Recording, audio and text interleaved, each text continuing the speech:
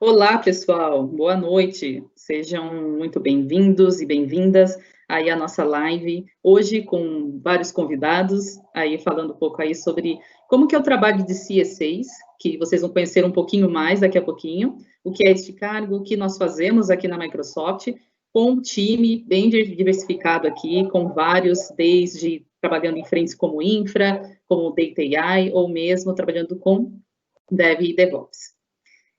Antes de mais nada, a gente passar para o nosso painel aqui e explicar para vocês como é a ideia também do nosso evento, eu queria falar um pouquinho para vocês sobre o nosso Reactor. Pode passar o slide, Érica, por favor. O Reactor, pessoal, nada mais é que muitos aqui devem participar já de algumas lives, alguns eventos aí com a gente.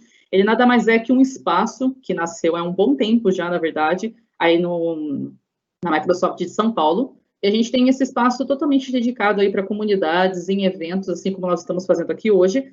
Porém, agora, né, na época de pandemia, nós estamos fazendo aí somente online. Então, logo que tudo isso passar aí, nós estaremos voltando aí com eventos presenciais também. Então, desde este evento hoje, assim como outros futuros que vocês podem acompanhar pelo Meetup e participar aí com a gente também, sobre diversos temas.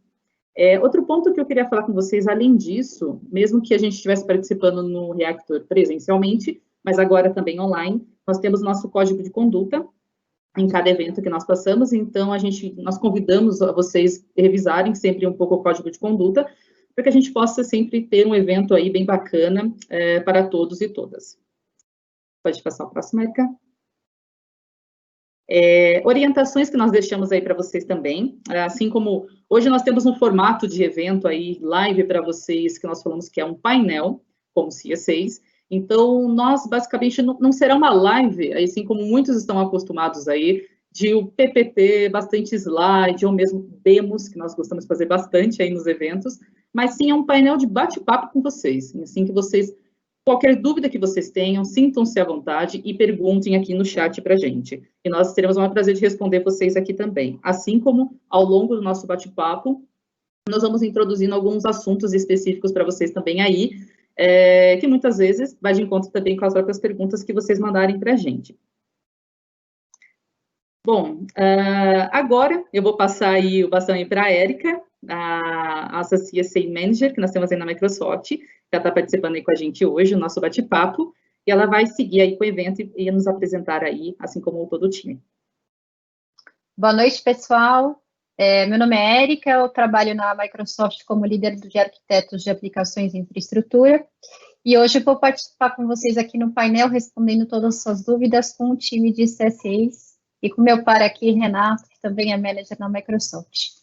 Então, eu vou passar o bastão um pouquinho para que todos se apresentem. Jaque, conta um pouquinho aí da tua história, né? O que você faz na Microsoft, qual que é o teu papel. Beleza. Hoje, pessoal, eu sou CSA na parte de App Development e DevOps, que nós falamos. Mas antes de ser FTA, que nós falamos aí da Microsoft, eu fiquei aí mais ou menos uns 6 meses, praticamente aí como vendor, que nós falamos, que são basicamente terceiros da Microsoft, né, dependendo de consultorias que você trabalhar. E naquele momento surgiu uma oportunidade e eu acabei ficando com o meu próprio time, que já estava, na verdade. Então, hoje o meu trabalho, anteriormente como vendor, trabalhava mais voltado para infraestrutura, forma de migração para Azure, como um todo, e hoje, bem mais voltada, totalmente, na verdade, focada na parte de soluções de desenvolvimento para Azure, assim como também toda a parte de DevOps. Passo agora para o Renato se apresentar. Conta um pouquinho, Renato, do teu trabalho aqui na Microsoft para a gente. Olá, pessoal, boa noite. Primeiro, obrigado pela oportunidade de estar com tanta gente boa e fera nesse meetup. Basicamente, eu entrei na Microsoft, tenho 4 anos na Microsoft, e comecei como CSA também, e apaixonado por essa posição. O Rodrigo, o pessoal sabe, ainda hoje sou apaixonado. Lidero esse grupo de arquitetos hoje na América Latina. Sou brasileiro, vivo aqui no México, mas nosso CTM é regional. E nossa missão, basicamente, é garantir que os parceiros desenvolvam ofertas e produtos, soluções com nossa plataforma e que ele tenha um sucesso no seu negócio trabalhando conosco. Então, a gente foca desde gerar capacidade com parceiro, para que ele tenha gente técnica, preparada. A gente senta com eles, trabalha com eles desenhando soluções, implementando, fazendo o que seja que eles tenham por objetivo, e ao final vamos apoiando na jornada dele com o cliente. Essa é basicamente nossa missão. Obrigado e fique à vontade para perguntar qualquer coisa sobre essa posição maravilhosa. Legal. Leandro, você pode contar um pouco para a gente, um pouquinho da tua história? Sim, sim. Oi, pessoal, boa noite a todos. É um prazer estar aqui com vocês. Meu nome é Leandro, eu trabalho no time de dados e inteligência artificial, aqui como CSA. E o meu background sempre foi dados, então eu fui DBA SQL Server há muitos anos. Depois disso, atuei como engenheiro de dados também, já atuando no cloud em si. E eu também fui arquiteto pré-vendas em um parceiro Microsoft, e hoje eu estou aqui com o time da Microsoft, ajudando os clientes, aí, como o Renato mencionou, a criar soluções, a modernizar os seus ambientes, utilizando os serviços que a gente oferece de dados e inteligência artificial. Perfeito. E agora eu gostaria de passar também para o Rodrigo Fonseca se apresentar e contar um pouquinho da história dele. Pessoal, obrigado, Érica, obrigado a todos e a todos que estão participando com a gente. Bem, eu sou o Rodrigo, eu sou arquiteto do time do Renato, né, trabalho com o time de parceiros, e minha especialidade é o que a gente chama de infraestrutura de Azure, então toda a parte desde networking, computação, né, e workloads especializados como WVD e SAP são a minha praia. Aí. É isso. Bacana. E você, Guerra? Conta um pouquinho aí da tua história. Oi, obrigado pelo espaço também, Jaque. Também, Érica. Eu também trabalho aqui como arquiteto, também no time de parceiros da Microsoft. Eu sou focado em aplicações e desenvolvimento, e antes eu trabalhava muito com startups, né? Cheguei a trabalhar aqui em algumas startups no Brasil como desenvolvedor e mais na área de produto, e depois vim trabalhar na Microsoft tanto com empresas que criam sistemas de software, né? A gente chama essa sigla de ISV, e agora como arquiteto de aplicações, né? E a gente ajuda nossos parceiros a criarem soluções que sejam replicáveis, que possam ser vendidas para vários clientes da Microsoft, seja aqui no Brasil ou toda a América Latina, todo mundo. Bacana.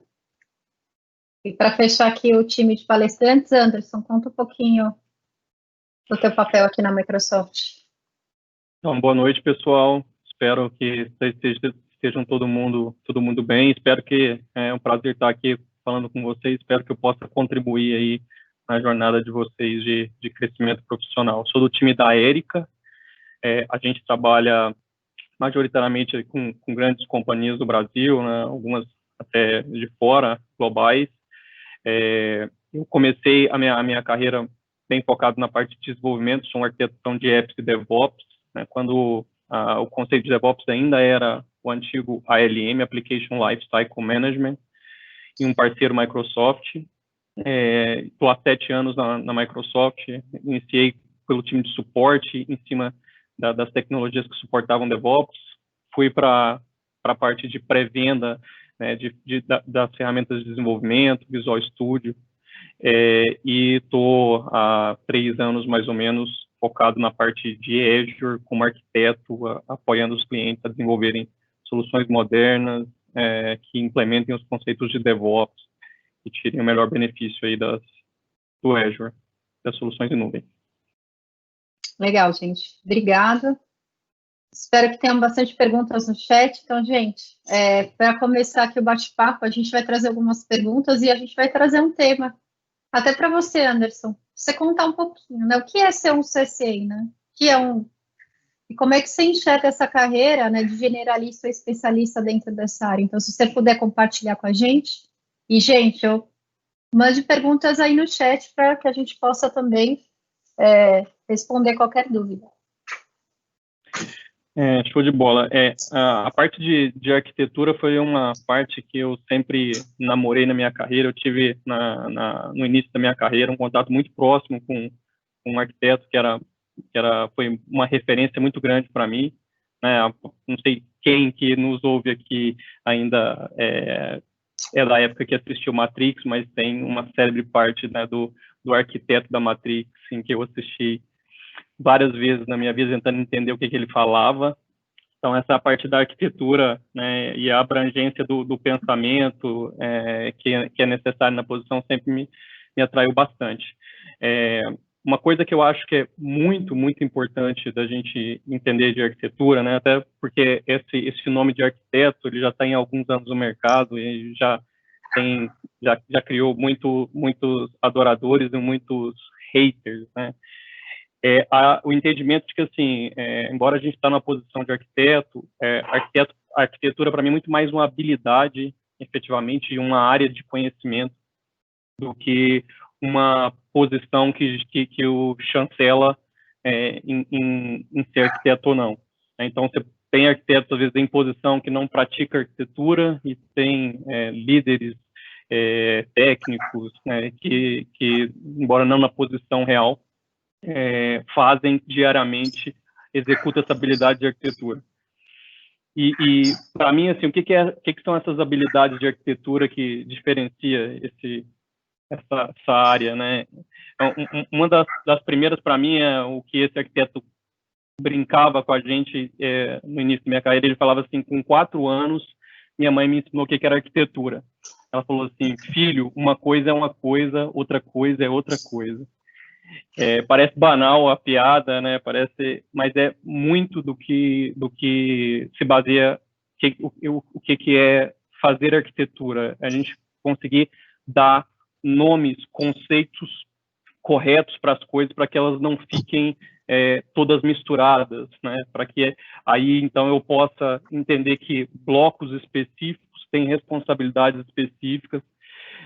Eu não preciso olhar no detalhe para saber o que tem dentro daquele bloco, porque ele tem um conceito separado.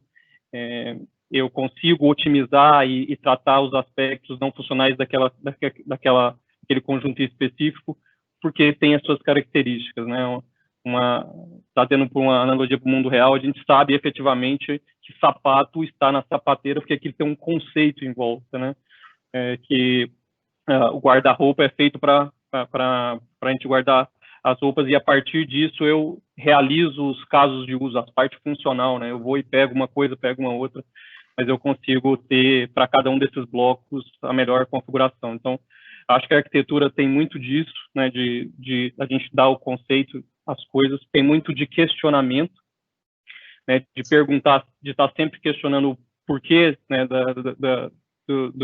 Daquilo existir, por que não pode ser feito de uma outra forma, e sempre tentar olhar, né, a parte da inovação vem sempre da análise, né, da gente ensaiar, né, e se fosse diferente. Então, eu acho que a arquitetura precisa muito dessa característica de não só sair fazendo, mas perguntar até entender por que fazer, ou até às vezes entender que não precisa fazer. E terceiro, que eu acho que é para fechar aqui, a parte de arquitetura, muitas das vezes, ele tem que ir além do funcional, né? Só funcionar não é o objetivo, não colocar apenas funcionando não é o objetivo do arquiteto. Ele tem que pensar além de por quanto tempo aquilo vai funcionar, qual é o custo daquela implementação, né? Como é que se mantém aquilo, qual a durabilidade, a resiliência, tudo isso está além do pedido, do aspecto funcional. Normalmente é uma coisa que não se dá muita atenção quando se está concebendo alguma coisa, mas na hora que você abre um relatório e aí ele precisava rodar em alguns milésimos de segundo, ele demora horas, aí você vai perceber que uma cadeia de decisões arquiteturais que não pensavam nisso no início, vai desembocar numa solução que não atende o que era esperado em relação a não funcional. Eu acho que eu colocaria esses 3 pontos que me levam a dizer que é uma posição extremamente generalista. A gente precisa, para conseguir atacar esses pontos, precisa ter uma visão muito ampla, pensar muito para frente, né, os efeitos colaterais de cada decisão, para montar uma tese, e a gente precisa também se especializar quando for necessário para que a tese, a arquitetura que a gente construa, ela pare de pé. Então, acho que é um misto das duas coisas. Bacana. Renato, você quer trazer, estou vendo algumas questões interessantes aqui no chat. Você quer trazer uma questão aqui para a gente perguntar para a Jaque? Tem uma pergunta aqui legal. Tem uma pergunta do Gêmeos que eu achei ótimo, que ele fala sobre o que ele precisa fazer, ele está na jornada, eu acho parabéns, Gêmeos, continue aí firme. O que eu sugeri a ele é esperar um pouco o debate, porque eu tenho certeza que das perguntas que vão sair no debate, os comentários vão ajudar a responder essa pergunta, e mais na frente a gente retoma vendo o que falta complementar. Aqui tem uma pergunta anônima, obrigado quem deixou a pergunta. Quais são as certificações que vocês entendem são importantes para uma carreira de CSA? Rodrigo acaba de comentar que a Azure 303, a 304, só lembro os nomes aí, Rodrigo, mas é uma focada em arquitetura de soluções em Azure, uma parte focada em design, outra parte focada na implementação, e aí também tem as outras certificações, que é uma 104, muito focada no perfil do administrador da nuvem, que é super importante também.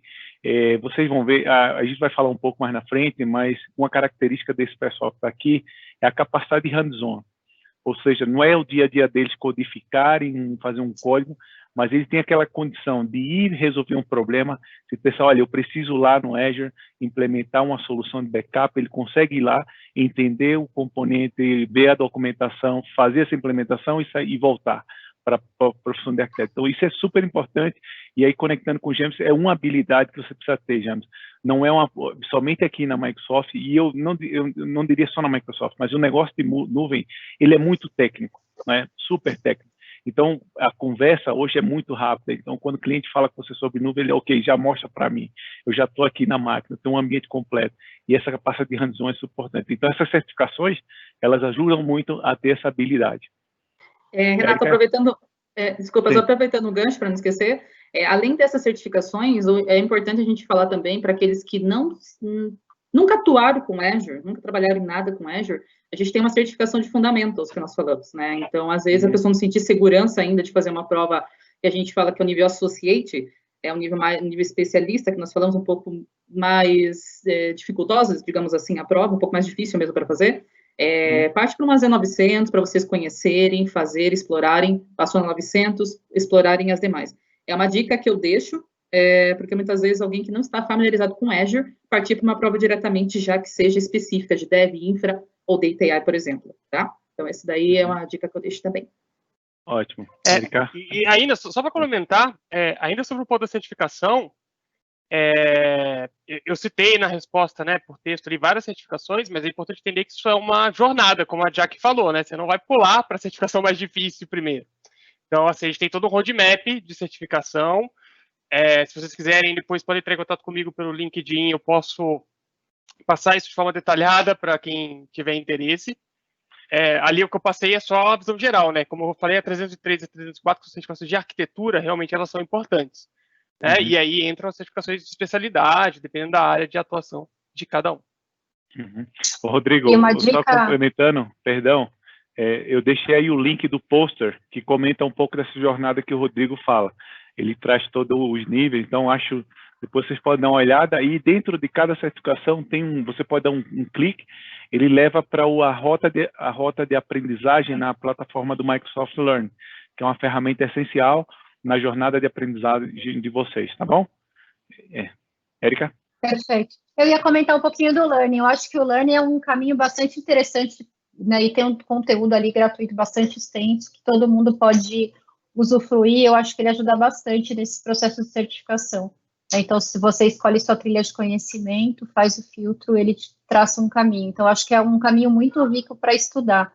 E outra dica que eu deixo também são as próprias documentações da Microsoft, né? Toda documentação tem um step by step de algum caso que você queira executar, seja de um backup, criar uma máquina, mexer no Azure DevOps. Então, as documentações são muito ricas também, super importante nessa trilha de aprendizado.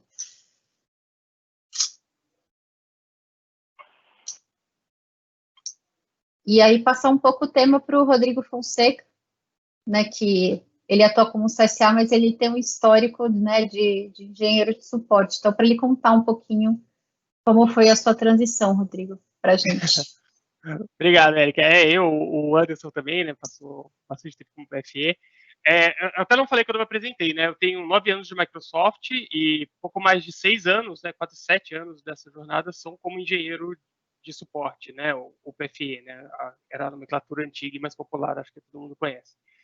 E foi uma transição bem, não diria que foi fácil, mas ela teve as suas diferenças, né. O primeiro ponto é que quando eu era engenheiro, e acho que tem uma pergunta sobre isso, né, do software engenharia, eu era muito dedicado em uma determinada tecnologia. Então, eu tinha uma especialidade e eu era muito bom naquela especialidade. Né? E como o Anderson comentou, quando a gente vai para arquiteto, você tem que conhecer mais coisas, né? E conhecer mais coisas a fundo. Então, essa foi uma grande diferença.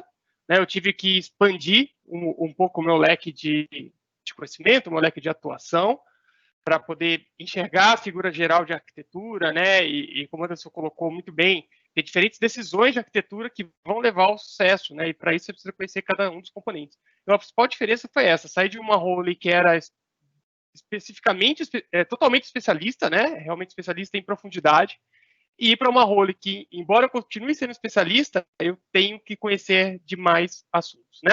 Então essa foi a transição. Um outro ponto foi que, como arquiteto, a gente tem uma visão muito mais ligada ao negócio, com relação ao desenho da solução, né? O impacto que essa solução traz para o negócio do cliente ou para o parceiro, o benefício que isso traz, né?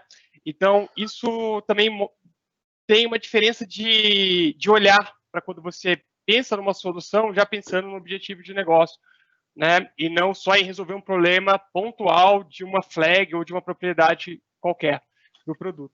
Então, eu acho que, para mim, as duas grandes diferenças na transição foram essa questão de abrangência da área, né?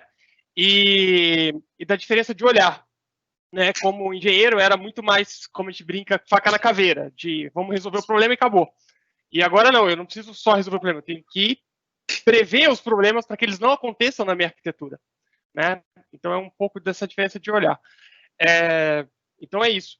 O dia a dia, né, seguindo, ele é bem dinâmico, né? Uma coisa que eu gosto da função de arquitetos e que é de arquiteto na Microsoft, que é bem diferente da função anterior que eu tinha, é o dinamismo.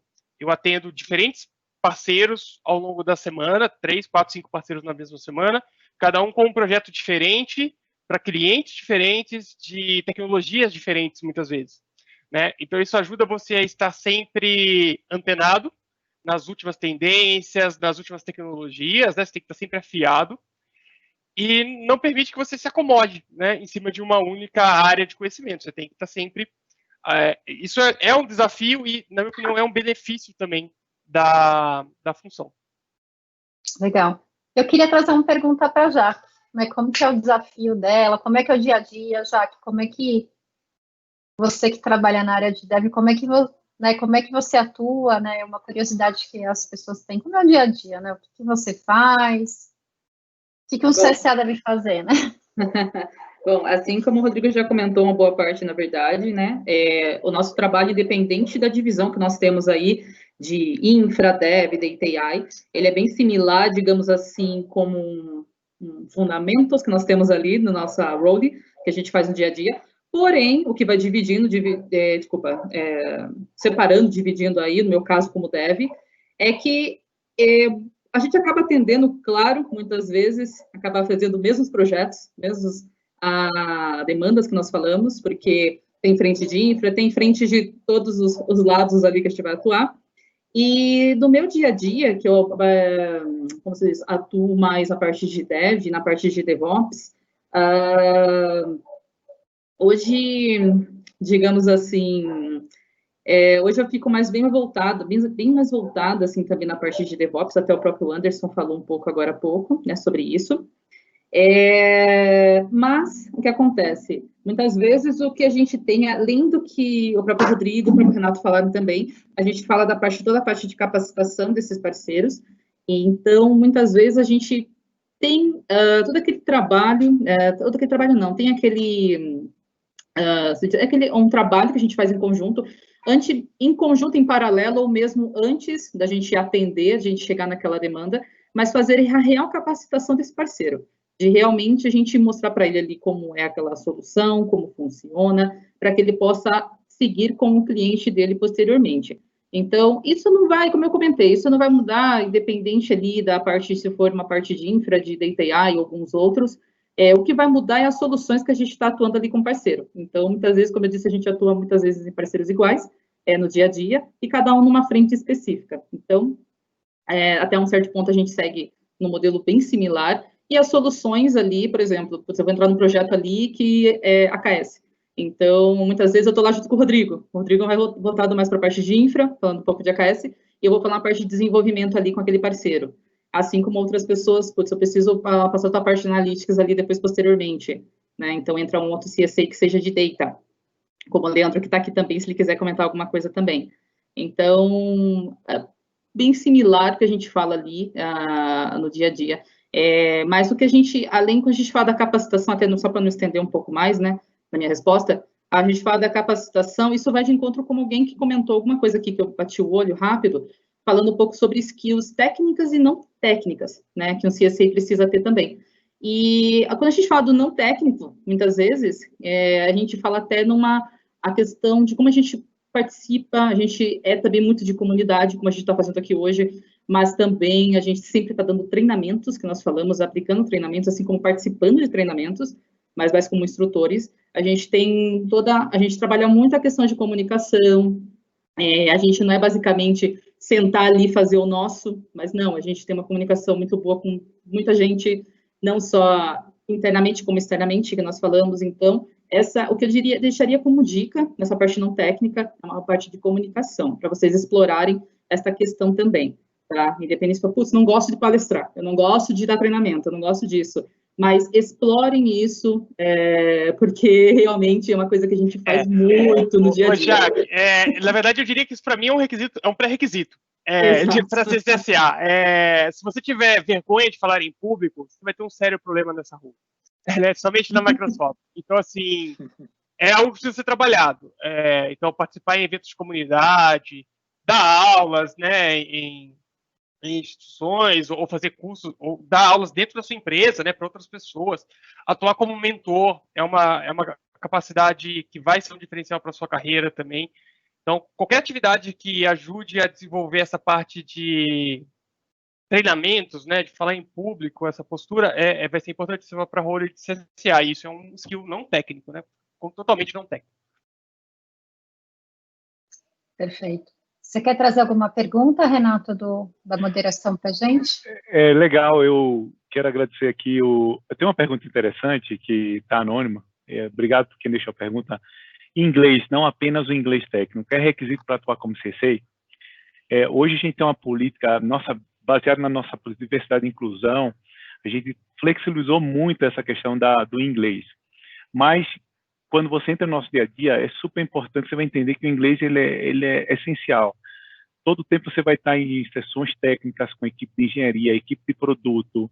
Ora você vai, por exemplo, nas posições regionais, você vai estar falando com um parceiro de outro país, mesmo na América Latina. Então, se você não fala espanhol, o inglês vai ser a linguagem comum que você vai se conectar com ele.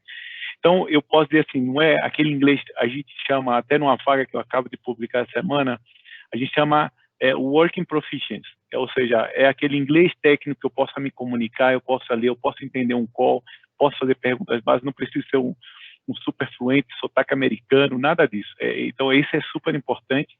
E é uma questão de sobrevivência no dia a dia, senão o desafio vai ser muito grande. Se você não tiver condições de entender alguma conversa ou de fazer perguntas básicas, e até porque, como o Rodrigo, e eu vou transferir já para o Guerra, complementar aqui, é muito importante que, como CSA, você tenha o skill da comunicação. Você saiba comunicar bem, saiba explicar bem as coisas, saiba transmitir um conhecimento. Além disso, seja vocal, ou levante a mão, se posicione. E quando você participa na Microsoft, a questão de ser vocal é extremamente importante. Deixar claro o seu feedback, seu insight, seu learning, seu desafio. e você está num call com uma equipe de produto, uma equipe que seja de marketing, quer que seja, e não conseguir fazer uma pergunta, não conseguir, isso vai ser um desafio complicado. Então, a gente, no final, diz assim, inglês é essencial por isso, tá bom? Guerra. Antes de falar por Guerra, só deixa eu pegar um gancho, desculpa, Renato, rapidinho, que é a questão que muita gente às vezes pergunta, porque vê a gente, vê lá no LinkedIn alguma coisa, e quando a gente fala time Latam, muitas vezes, de espanhol. Então, muitas vezes a pessoa pergunta muito disso também, não sei se até alguém perguntou aqui, não vi ainda, e até para você que está aí no México também, né? Acho que é um ponto que seria bem bacana, às vezes eu falo muito pro pessoal, pessoal, inglês, assim como você falou agora, mas espanhol é você se familiarizar muitas vezes, porque isso é uma língua que muitas empresas aí, times de Latam, a gente acaba aí falando com diversas pessoas de vários times aí, né? Vários países. Só uma curiosidade, Guerra aí você assume aí, seguindo a pergunta da Érica, para você ter uma ideia, em 2004, eu fui fazer entrevista na Microsoft. Nessa época era obrigatório inglês. Então, você primeiro fazia entrevista com a escola de inglês. Eu acho que era Berlitz na época, não sei. E primeiro copo, telefone, entrevista, meu amigo, eu já não falava direito presencial. O telefone me acabou. Então, esse foi o primeiro caso. Depois eu fiz uma outra entrevista, que até abriram... eu tive a oportunidade de ser entrevistado antes de fazer o teste de inglês, mas qual foi o desafio? Eu não conseguia me expressar bem na entrevista. Então, eu perdi também essa oportunidade. E, coincidentemente, quem conhece o Miguel, que trabalhava no time foi na vaga que o Miguel entrou na época. Então, o Miguel ganhou posição, muito merecido. Mas esse foi E aí foi quando eu decidi ir para o Canadá, fui lá estudar inglês em 2 meses, e aí melhorei bastante. Mas esse foi um fato curioso que me forçou a investir no inglês. Uma complementação que legal aí. Essa história. Em cima do seu comentário, Renato. Desculpa, Guerra, a gente está cortando a fila. Não, fala aí, Dando. Fala aí. Mas sobre o inglês falando, né? Eu acho que não só na Microsoft, mas no mercado em si, o inglês e você falar outra língua vai te ajudar a se desenvolver profissionalmente. E inglês eu acho que é oportunidade. Então, você consegue conversar com outras pessoas. Agora que a gente está trabalhando bastante home office, existem muitas oportunidades de arquiteto home office que vai te possibilitar ter um trabalho fora do Brasil, vai te possibilitar ter uma oportunidade fora. Então, o inglês vai te ajudar nisso, não somente na Microsoft. Então, só esse ponto que eu gostaria de adicionar em cima do seu comentário, Renato. Além de acesso a livro, né, que eu sempre acho que tem muita literatura bacana, né, em inglês, então sempre ler na língua original acho que vai super te ajudar, treinamentos, né, hoje, com esse novo normal, a gente tem cursos que estão disponíveis online hoje que não estavam disponíveis anteriormente, que era só presencial, então muitas universidades disponibilizaram, a gente tem a oportunidade de fazer, então acho que vale investir sim, né, e se dedicar para que você possa ter acesso a outras literaturas também, tá? Acho que super vale a pena. Sim, totalmente. E eu acho que para a gente que é arquiteto, né, eu acho que grande parte do nosso trabalho é fazer a comunicação, né? E muitas vezes o nosso inglês também é para entender quais são os problemas do parceiro, que às vezes a empresa que você está atendendo, ela não fala, não é todas as pessoas dessa empresa que falam inglês, e você tem que passar os desafios deles, os problemas deles, para outros times, seja um time de engenharia, um time de produto, né? E aí, através desse tipo de conversa, você acaba criando também um laço de confiança, né? Porque você vai conseguir entender não só o inglês técnico, mas o inglês mais voltado para o lado de negócios também, né? Entendendo quais são os desafios daquela empresa e conseguindo expressar isso para um time técnico que vai atuar na solução do seu cliente, né, na solução do seu parceiro. E aí isso seja tanto para a discussão de um novo produto que a Microsoft está lançando, né, que com o Azure praticamente toda semana a gente tem updates e lançamentos, então a maioria desses conteúdos está em inglês, então facilita muito você ter o conhecimento da língua, né, quanto também a outros problemas que ela pode, outras questões de negócio que essa empresa pode fazer, né? Às vezes essa empresa vai querer expandir para os Estados Unidos, você pode ajudar ela numa oportunidade nos Estados Unidos ou em outro país que fala inglês, ou ela pode ter algum problema de suporte, ou alguma questão de produto que ela quer discutir com outros stakeholders, você pode conversar. Então, essa parte da comunicação é muito importante. E aí eu até dou um passo antes, acho que a gente falou bastante sobre comunicação, mas é muito importante você ter uma série de soft skills, né? E aí eu acho que é a habilidade de você conseguir se expressar muito bem de forma escrita, de forma falada, você conseguir pegar um problema complexo técnico e explicar ele para pessoas em diversas posições diferentes, né?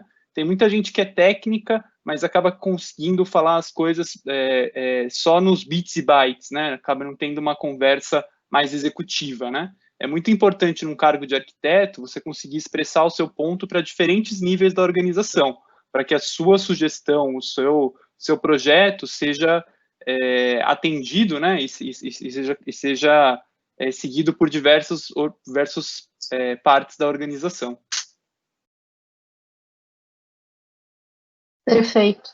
Tem uma pergunta aqui que eu acho que a gente comentou, mas acho que vale, quero até trazer para o Anderson, de um desafio, né? O pessoal ainda está questionando essa questão. Qual que é um desafio, Anderson, que você poderia compartilhar com a gente aqui sobre ser um CSA? Principal desafio hoje. Eu posso falar gente, que eu acho que antes de passar para o Anderson, que eu acho que é se manter atualizado, né? Eu acho que cada vez mais a gente tem muita atualização em cloud, então acho que um dos principais desafios hoje na tecnologia é como é que a gente se mantém atualizado, estuda muito. Então, uma dica que eu dou é realmente estudar muito e se manter super atualizado o máximo possível.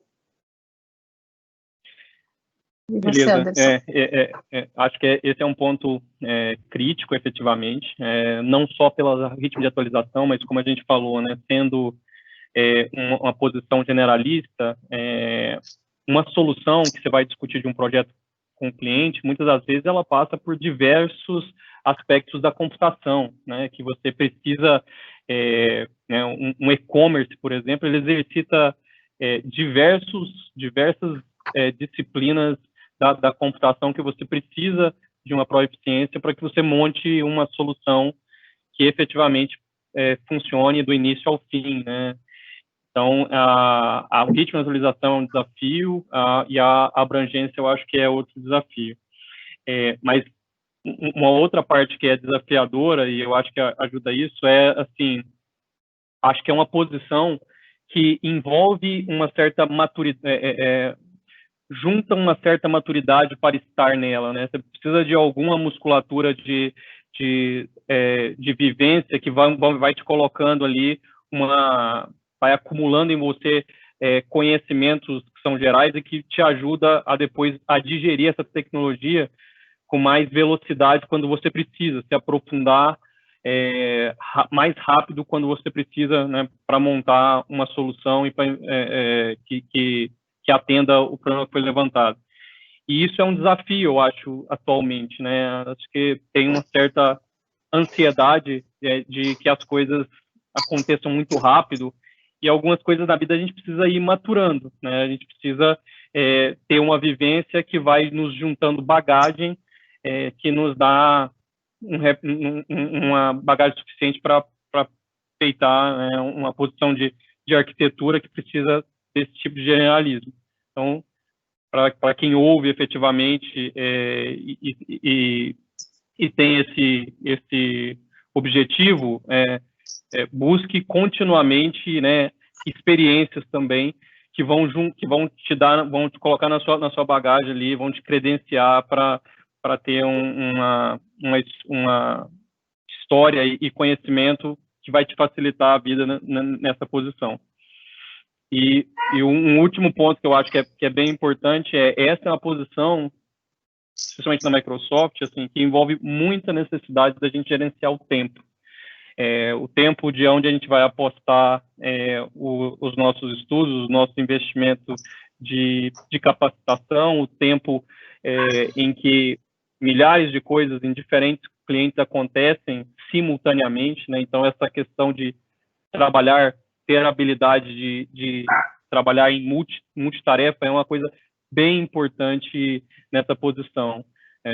Para quem veio do suporte, né, eu e o Rodrigo, a gente tinha uma atuação que era mais dedicada em ações, né? Então, dava um certo conforto mental de entrar em um problema de cada vez.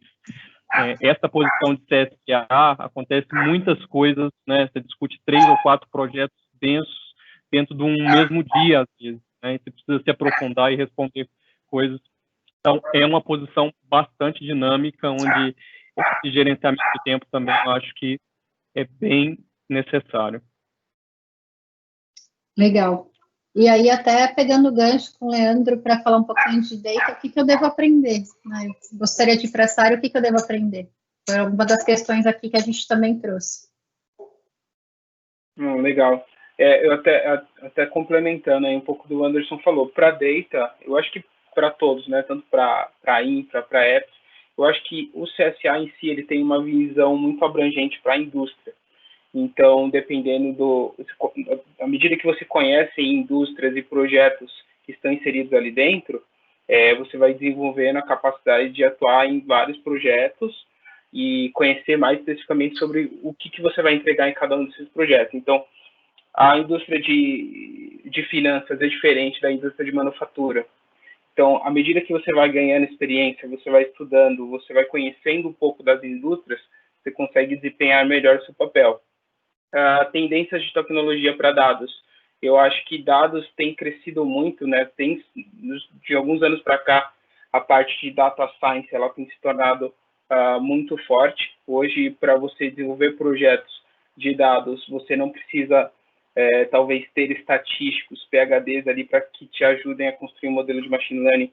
Hoje, com algumas soluções que a gente já tem, a gente consegue implementar machine learning, inteligência artificial, de uma forma mais tranquila do que era antes. Então, essas tendências de dados aí têm sido muito fortes.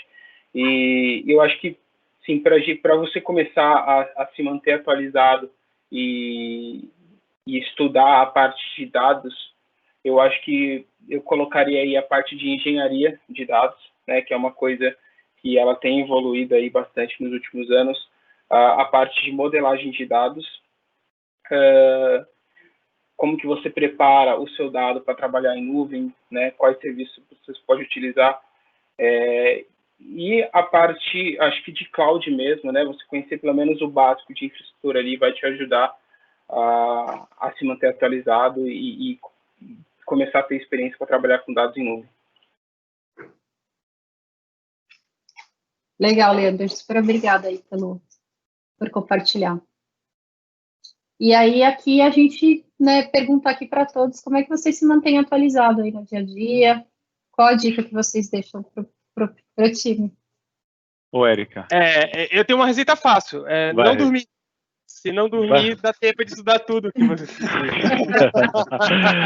Ô, Rodrigo, não faz isso, né, Rodrigo? O que você faz da meia-noite Para assustar o pessoal. Exclui esse final de semana, né, Rodrigo? Deixa eu aproveitar uma coisa importante na Microsoft.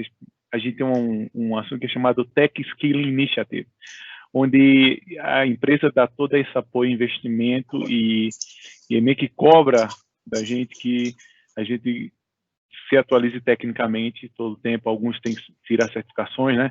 O Anderson, por exemplo, o Guerra, a Jaqueline, o Rodrigo, o Leandro, eles têm certificações específicas. Érica e eu também temos como gerente. Aí tem uma coisa que eu acho que é legal, quando você está nessa área, a paixão pelo assunto. Se você gosta, tudo vai sair de forma por tabela, né? Uhum. Tudo vem por resultado. Por exemplo, eu e a Érica, a gente está falando, mesmo como gerentes hoje, a gente tem essa paixão pelo assunto técnico. Eu vejo o Anderson, o Rodrigo, o Guerra, cada um também nas suas paixões, investindo. Sexta-feira eu fiz uma prova de AI Engineer, ontem eu fiz 2 provas, e para mim, uma forma de aprender que força a estrutura do conhecimento que eu quero adquirir é a certificação. Se você estuda de verdade para certificação, para mim é uma das melhores formas que eu vejo de aprender. Eu tenho um processo, para mim funciona muito vídeo, é muito mais fácil para mim ver vídeo, então eu uso muito os canais da Microsoft, por exemplo, o Azure Friday, Microsoft Mechanics, eu uso outros da equipe de segurança, o Channel 9 é muito bom. Então, vídeo para mim Então, por exemplo, toda noite que eu vou para a academia caminhar, eu uso um vídeo do Microsoft Security que eu não consigo entrar nas sessões de dia, eu vejo de noite. Então, assim, são artifícios que eu vou usando para manter atualizado, mesmo com a posição de gerente. Eu queria pegar umas perguntas aqui, Érica. Eu queria voltar a um ponto que você falou. Quais são os desafios, e vocês estão super certos. A questão do... qual foi o primeiro ponto, Anderson? Qual foi o ponto que tu falou lá, principal no desafio do CSA? Gerenciar o tempo, né? Tempo, essencial. Rodrigo, a questão de aprender. Mas o que é que eu falo a vocês? Aqui, aí outros ambientes, como tudo é muito dinâmico, muito rápido, ter essa capacidade de entender o que eu vou investir agora para aprender. E outra coisa é investir, aprender e praticar um pouco, porque senão você não consolida, é muita coisa. E outra habilidade super importante que a gente vê é a capacidade de priorizar as coisas, entender bem quais são suas prioridades, e quando o Anderson falou do tempo, é dizer assim, eu tenho 10 coisas para fazer, eu vou me abraçar com as 3 principais agora, e vou deixar algumas desabarem, porque as 3 são as prioritárias. Então, esse jogo de administração de tempo mais prioridade, isso é fundamental, né? Além de saber lidar com a complexidade, ou seja, vocês vão receber assuntos que estão pela metade, bolas voadoras, assim, você tem que parar, botar no chão, dividir o problema, e aí é onde o Anderson falou uma parte, você entender os componentes, entender como vai fazer composição da posição, é dividir para conquistar, quebrar os problemas em partes e sair resolvendo. Então, isso são habilidades que vão ajudar bastante. No dia a dia, a questão de saber se comunicar bem, lidar com cenários que tem partes que se movem, isso também é super importante, porque vocês vão entrar num cliente, uma solução Azure, envolve vários componentes, infraestrutura, segurança, backup, entra áreas de negócio, e tem hora que você vai ter que ser aquele orquestrador, vai ter que ser o cara que vai fazer push de um lado, fazer push do outro. Não é uma posição que você pode sentar e ficar esperando as coisas sair. Alguém falou de um super técnico hoje, para a gente não funciona muito bem, né? Ele tem que ser aquele cara que faz ele faz bem a orquestração, faz bem a entrega, faz bem a conversa. É uma habilidade, como fala, na visão do generalista, eu acho que eu vejo muito isso, é um conjunto de habilidades que ele precisa ter.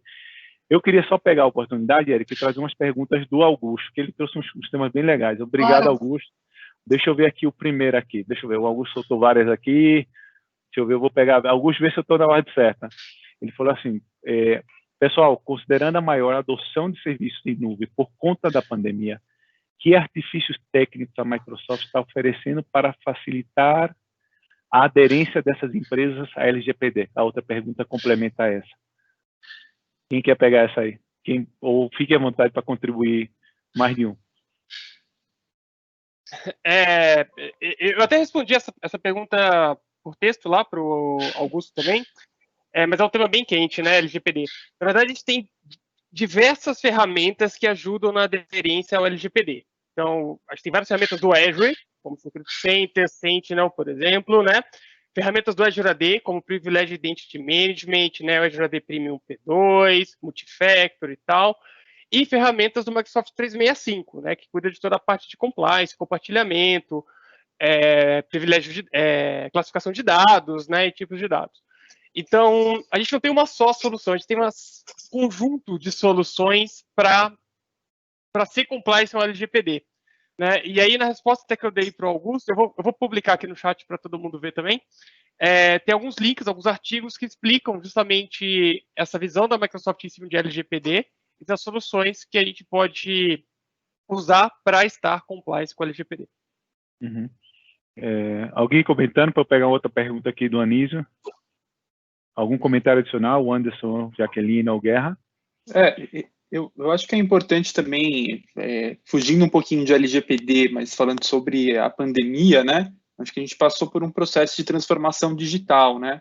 E aí eu acho que o trabalho do arquiteto nesse momento é guiar o parceiro, né? De ajudar ele a definir quais são as prioridades, como que ele vai fazer esse processo de transformação, seja de uma empresa que está simplesmente começando trabalho remoto, né? Tá começando a implementar home office, trabalho de casa, que já muda totalmente o dia a dia, quanto muitas empresas que mudaram totalmente o modelo de negócio, né? E aí tiveram que criar novas soluções para vender para outros mercados, ou novas soluções de logística, e aí por diante, né?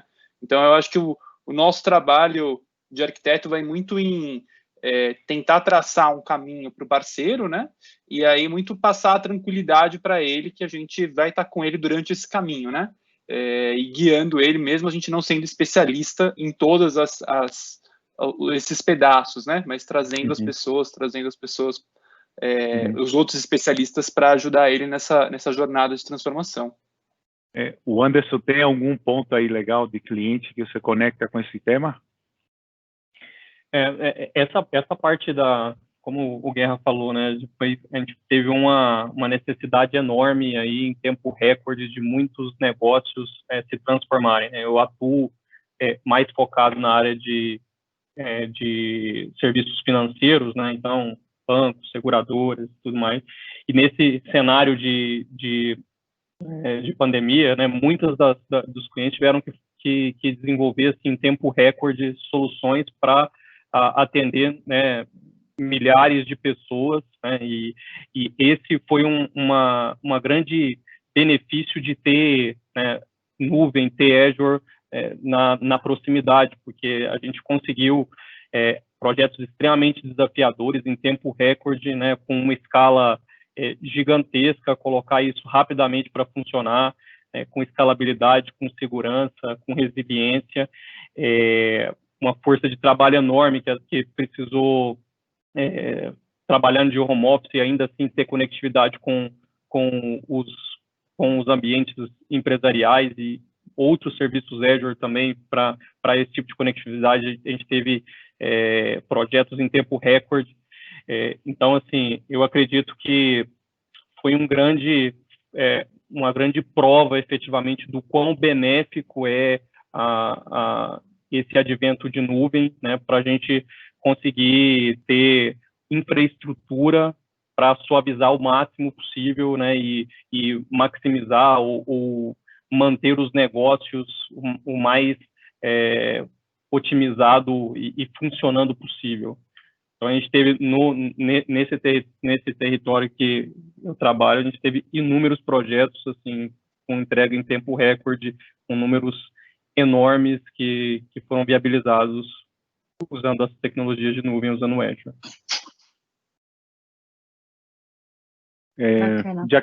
Jacqueline, tem algum comentário na segunda pergunta? E acho que tem outros aqui interessantes também.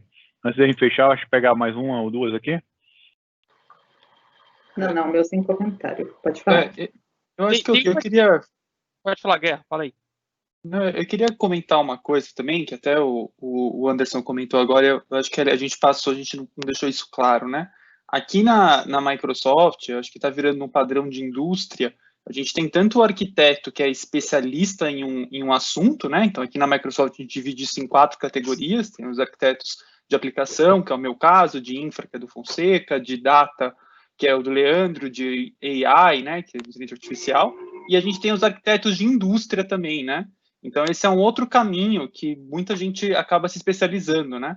Então, se você pega a indústria financeira, ou a indústria de telecomunicação, ou a indústria do varejo, né? São indústrias que têm soluções e problemas muito específicos, né? E, às vezes, a gente precisa de pessoas que tenham um conhecimento para ser um arquiteto dessa área, não só da parte técnica, mas toda a parte de negócio, né? De como que funciona essa área, quais são as leis que regem essa área, como que essas empresas trabalham entre si, como que os dados são armazenados, porque muitas vezes uma questão de armazenamento de dados, que era o que o Leandro estava falando antes, vai muito de uma questão legal também, de como aquela indústria é gerida, né? Então, a gente tem aqui na Microsoft esses 2 papéis, né? E muitas vezes uma maneira das pessoas se especializarem é se especializar por uma indústria também, né? Então, tem gente que acaba começando a pegar projetos de uma indústria específica, né, de uma área específica, e acaba conhecendo mais as soluções, os problemas, e acaba se aprofundando nisso. Excelente. Eric, vamos mais uma perguntinha aqui? Eu vi uma pergunta aqui, né, e eu já estou aproveitando para responder, mas ótimo. Coloquei só os links, mas deixa eu responder aqui para todo mundo. Foi uma pergunta anônima, e aqui na pergunta é o seguinte, para autoestudo, quais as recomendações de portais de Data Science, AI e Cloud que a Microsoft disponibiliza para estudo para a comunidade externa. Se tem alguma recomendação de portal além dos portais da Microsoft.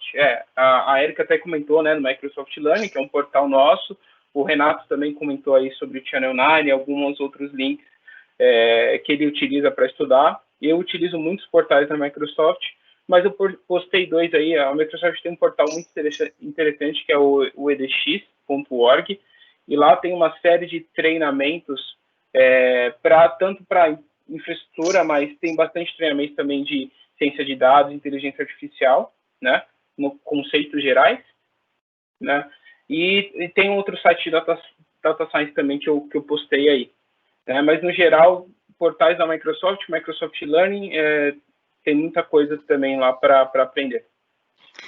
Aproveitando o gancho, Leandro, que você estava comentando de outros portais, de uma forma geral, assim como você comentou, não só da parte de data science, e assim como se fosse uma parte de apps, a parte de security e outras, a gente explora muito também o próprio LinkedIn Learning. Esse é um ponto bem bacana para quem quiser explorar.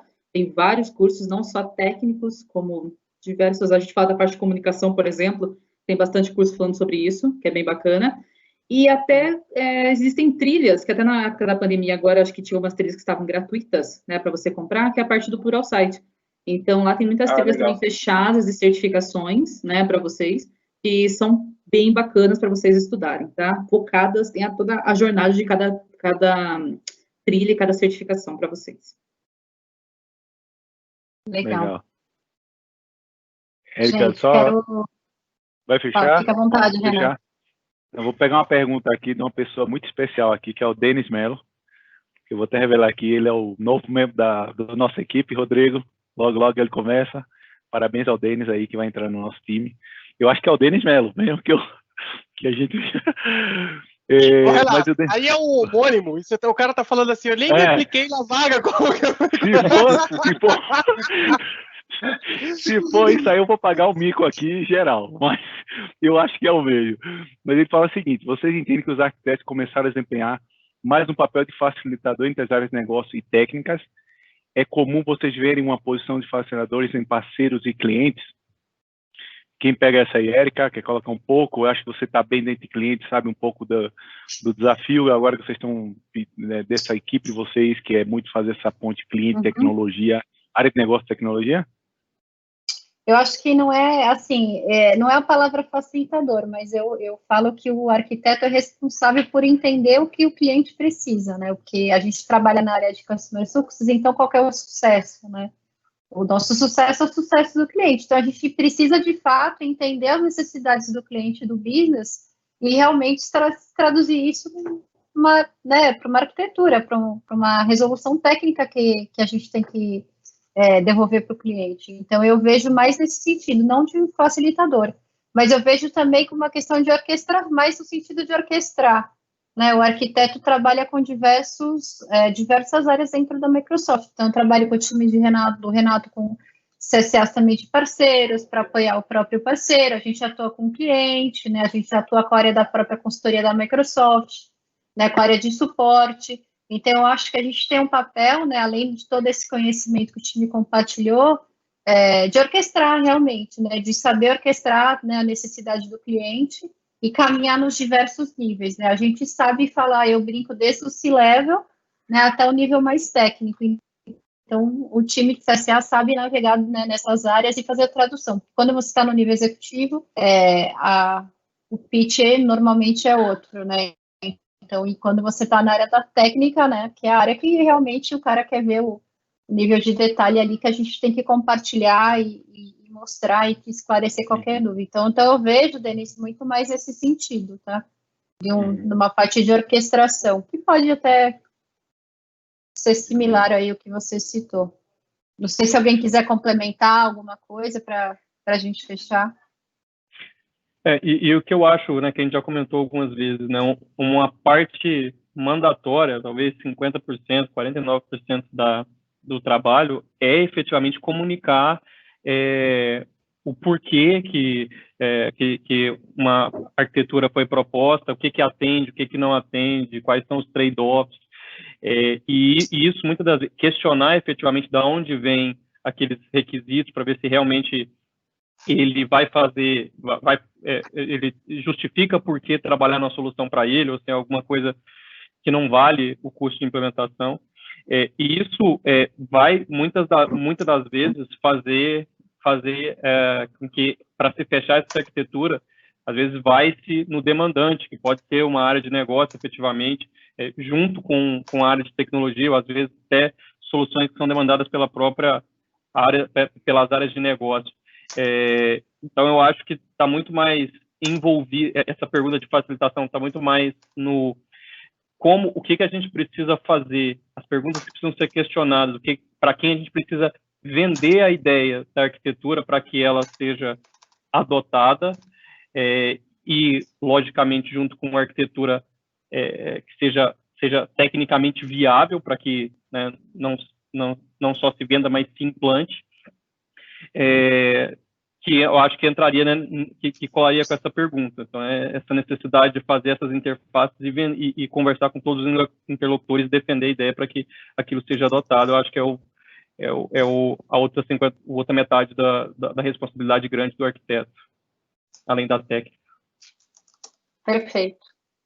Gente, queria agradecer a participação de todos e passar aqui para a Jaque para fechar aqui o evento. Obrigada. Obrigada, Érica. Bom, primeiramente, obrigada a todos que estão participando aí e que posteriormente vão assistir. Não lembro se vai ficar gravado, depois eu confirmo se vai ficar gravado a live. E eu convido, obrigada também a todos os CSAs que estão aqui, né, para participar, aceitarem o nosso convite aí, para a gente poder fazer esse painel, bater um papo. Vocês interagiram bastante aqui, obrigado pela interação de vocês. Como a gente mencionou, Renato e Érica comentaram lá no início, o painel de vocês, era de vocês hoje, para vocês aproveitarem a oportunidade aí e perguntar para a gente, saber aí, conhecer um pouco mais o que é o role de CSA, que às vezes gera bastante dúvida, e hoje acredito que ficou um pouco mais claro aí para vocês o que a gente faz no nosso dia a dia.